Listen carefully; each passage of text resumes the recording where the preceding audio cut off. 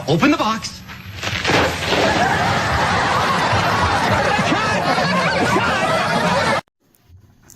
What's cooking, everybody? Wilfredo the Porkchop here. Got ourselves an acquisition here. Before we got new Challengered away with the neat stuff there from Game of Bricks. So again, I want to thank you for that. But let's take a look and see what we got in here, okay?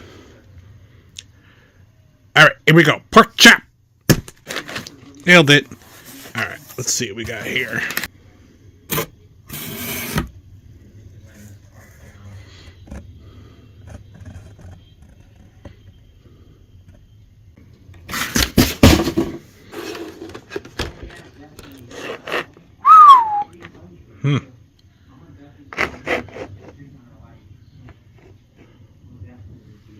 Looks like he just came out of the pages of a comic book. Alright, so this is the cel-shaded version here, which I guess is part of the Punchers, and it comes with an issue of Superman 78, the excellent mini-series, one of 6, and there's even a sequel series that also came out there, I think the Metal Curtain or whatever, which follows the continuity of the first movie, and I think the second movie as well, and shows what would have happened if those movies continued on without 3 and whatnot, although I don't think you should disregard 3, because, you know, there was some good stuff there. What's going on with your elbow there, dude? Oh, God. I hope this isn't a Connecticut Toys Wolverine situation again. Let's see. Alright, well, let's open her up and check it out here. Okay, one thing I noticed is that there's only one head here, which is fine. And looks like it has all the same hands as the other one. Actually, let's confirm that. Okay, we got extended out flying hands, check. I got punch hands, closed fist, punch hands, closed fist, check. Open, grippy kind of hands, check. A pointing and a kryptonite, Okay, cool. So, looks like the hands are the same across both of these. So, let's open her up and check them out. Alright, so we got a neat card here, and we got the stand, of course. Let's check this out. What do you call a paper cut that results from plastic?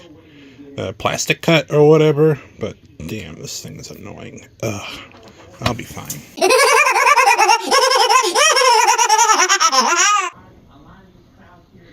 Alright, so these things here, it's ratcheted so that the limbs have some stability, and it's even here also, which is great.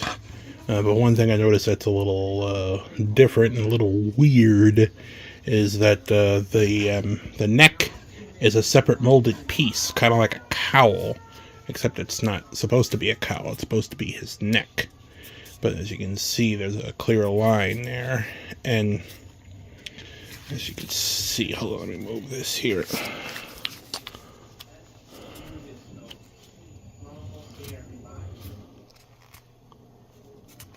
Yeah, you can pull some of that out from underneath there. I mean, it's meant to be tucked in the top of his shirt, but it's underneath and molded there, which, I mean, that's fine. It just initially glancing at it, and if you're going to pose him in a certain way or whatever, that's perfectly fine, you know. Works good there. But let me check the other one. Yeah, I don't have the regular one yet. I'm still looking for it, but as you can see, he's got a perfectly normal neck. This is all one piece.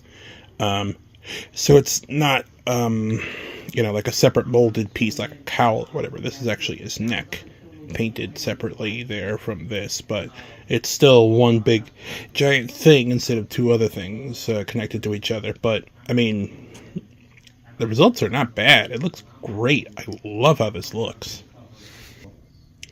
Well, by default, that's about as far back as his thing will go there, but I think a little modding, and then you can tweak it to make it go upwards a little bit more. Down is not a problem there, but everything else is good. It's the typical McFarlane, complete with the rubbery crotch area or whatnot here, but all the articulation is all here, and it looks great, so no question about it. This guy's going to pose very, very well. And I'm excited to see what I can do with this comic-based version, and especially when compared to the original non-comic art style cel-shaded one, which I'm still hoping to get. So, okay, let's take a look at the book here or whatever.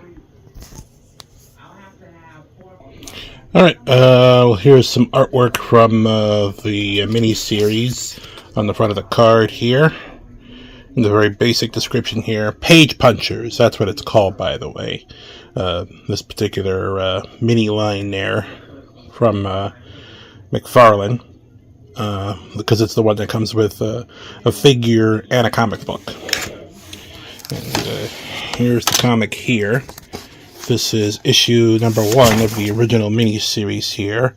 With Margot Kidder, Gene Hackman, Christopher Reeve, and they bring in Brainiac here to raise ruckus. So, but yeah, I highly recommend checking this out if you haven't done so there. Pick up the back issues, and there is a trade now for the first mini-series. I think there's one for the second, but I'm not sure at the moment. Yeah, let me know there. Alright. Overall, this thing is fantastic here, and it's going to be a 3-way, I don't know. Unless that Nicholas Hammond's Spider-Man is like phenomenal, or there's some other surprise that I'm just not expecting later in the year. It's 2025. It's going to be a 3-way tie for who's going to be the best figure of the year. But, yeah. Alright, well, that's all I got to say here. This is awesome. If you can, get this one if you like this particular style. If you don't like this particular style, just go with the original or whatever. But buy them all, in my opinion, so they can make more characters. Let's see if we can get Nuclear Man. Let's see if we can get Lex. We get Lois. And some other people, maybe even General Zod and his gang or whatever. I would love to see more from the DC films, the older DC films, made into figures, whether they're normal or cel-shaded. But yeah, anyway, alright, that's all for now. Catch you in the next one, alright? Laters. Attention! Today's lunch special is stringy brown chunks in luscious runny gray stuff.